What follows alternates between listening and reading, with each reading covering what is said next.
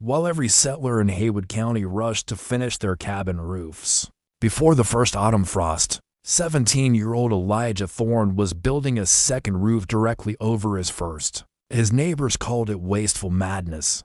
They called him a fool. Young Thorne constructed an outer roof frame positioned exactly 14 inches above his primary cedar shingle roof, creating a hollow air gap that seemed to serve absolutely no purpose. He used 60% more timber than necessary, adding structural weight that defied every principle of efficient mountain building. Marcus Ricks, the settlement's most experienced builder who had constructed 50 cabins across 4 counties, laughed openly watching Elijah work. "One roof keeps rain out, boy. 2 roofs just means twice the weight to collapse when snow piles up." Before we continue, where are you watching from? Drop your location in the comments. We love hearing from viewers around the world. Let us start with a story that will change how you think about survival, innovation, and the dangerous cost of ignoring wisdom. Thomas Whitmore, the region surveyor and authority on mountain construction, dismissed it as orphan foolishness, the desperate invention of a boy with no elders to teach him proper methods. The entire settlement whispered about the Thorne boy who was wasting precious timber on construction. That made no sense. But what these experienced frontier builders could not see was that Elijah was following instructions from someone far more experienced than any of them.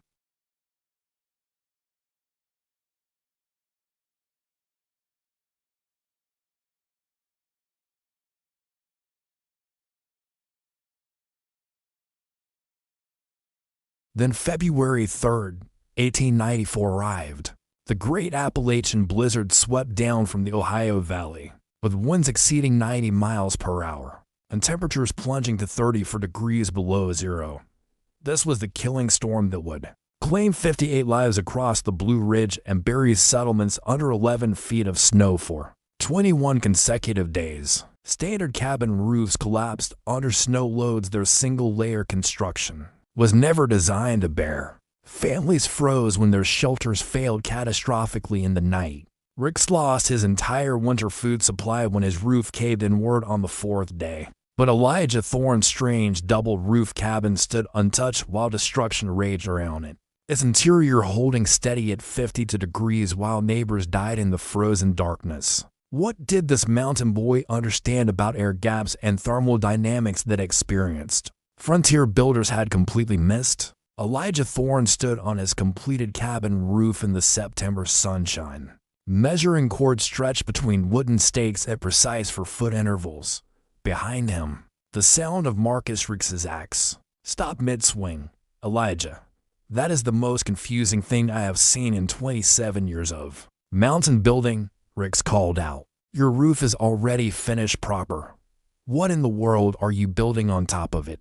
The boy was not even 18 yet, orphaned 2 years prior when a logging accident took his father. The community had expected young Elijah to fail, to sell his 40 acres and seek work in town. Instead, he had built a cabin that matched any in the settlement. And now he was doing something nobody could explain. "My grandfather wrote about this in his journals," Elijah replied quietly. "Called it a breathing roof. Said the old mountain people in Switzerland built this way for 1,000 years. Air between 2 roofs works like a blanket. Keeps heat in during winter. Keeps heat out during summer." Rick shook his head and returned to his wood pile, convinced the boy would learn his lesson when winter came. A second roof meant additional weight bearing down on wall timbers and foundation logs. It meant complexity where simplicity had always served frontier builders well. By late September, Elijah's design had drawn the attention of Reverend James Caldwell, who served as the settlement's informal leader. What he saw made him scratch his head in confusion.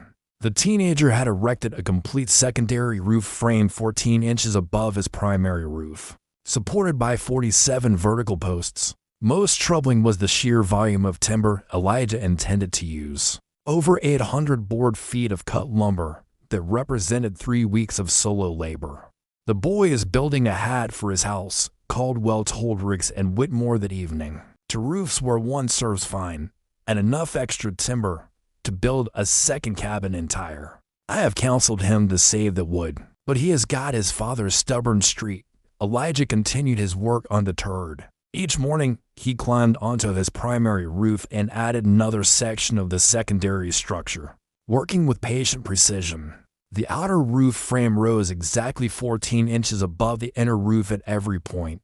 Elijah had calculated that this specific gap would create optimal air circulation during summer while providing maximum insulation value during winter. Why do we build the second roof? Elijah asked himself aloud, echoing his grandfather's teaching method. Because still air is the best insulator nature ever made. 14 inches of trapped air holds warmth better than 14 inches of solid wood. The outer roof stops wind from stealing that air away. The design required understanding principles that confused every observer. The inner roof would provide waterproofing and primary weather protection. The outer roof would serve as a shield against wind, a first line of defense against snow accumulation, and most importantly, the upper boundary of a 14-inch insulating air cavity. Marcus Ricks found himself studying Elijah's progress with professional skepticism. The construction methods violated every principle of efficient frontier building. The additional timber weight concerned Ricks deeply. An estimated 2,400 pounds of lumber added to a roof system that would already bear significant snow loads. I will grant the boy works hard, Ricks admitted to Whitmore, but he is wasting that effort on a design that cannot help and might kill him. That extra weight will bring the whole structure down. When real snow accumulates, double roof means double the collapse risk. What Ricks could not recognize was that the load distribution across 47 support posts, the triangulated bracing that connected outer and inner roof frames, and the deliberate pitch differential would cause snow to slide from the outer roof before accumulating dangerous weight. These features solved problems Ricks had never learned to anticipate. November brought the first serious test of Haywood County's building methods. Marcus Ricks's conventional single-roof cabin required constant fire maintenance to keep interior temperatures above 42 degrees during the early cold snaps. 300 yards up the slope, Elijah Thorne's double-roof cabin demonstrated thermal performance that defied frontier logic.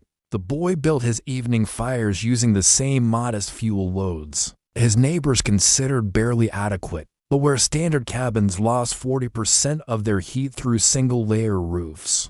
Elijah's air gap created insulation that captured and retained warmth with mechanical efficiency. The physics became visible on the coldest November mornings. While every other cabin in the settlement showed frost formations on interior ceiling surfaces, Elijah's ceiling remained dry and relatively warm to the touch. The trapped air between his two roofs maintained a temperature buffer that prevented the dramatic heat loss his neighbors experienced. Every night, Klaus Weber, a German immigrant who had settled in Haywood County in 1889, noticed it first. Doppeldach, Weber muttered to himself, using the German term for double roof. The boy builds like the mountain people in the old country. By December, the mathematical differences had become undeniable. Elijah had consumed exactly 3 cords of firewood while maintaining interior temperatures that ranged between 58 and 65 degrees. February 3rd, 1894 arrived with a silence that experienced mountain people recognized as deadly. The great Appalachian blizzard swept down from the Ohio Valley with the force of a natural disaster, trapping Haywood County in conditions that would not break for 21 consecutive days. 7 cabins collapsed entirely. Children died. Old men fell from exhaustion. And Elijah Thorne's double-roof cabin stood firm, warm, and alive. The neighbors laughed when Elijah Thorne built his second roof. They called it wasteful madness, foolish complexity, orphan desperation. But when the blizzard came with winds exceeding 90 miles per hour and temperatures dropping to 30 for below zero, that second roof kept 27 people alive. While conventional cabins collapsed into frozen wreckage, sometimes the person everyone calls foolish is the only one wise enough to survive what is coming.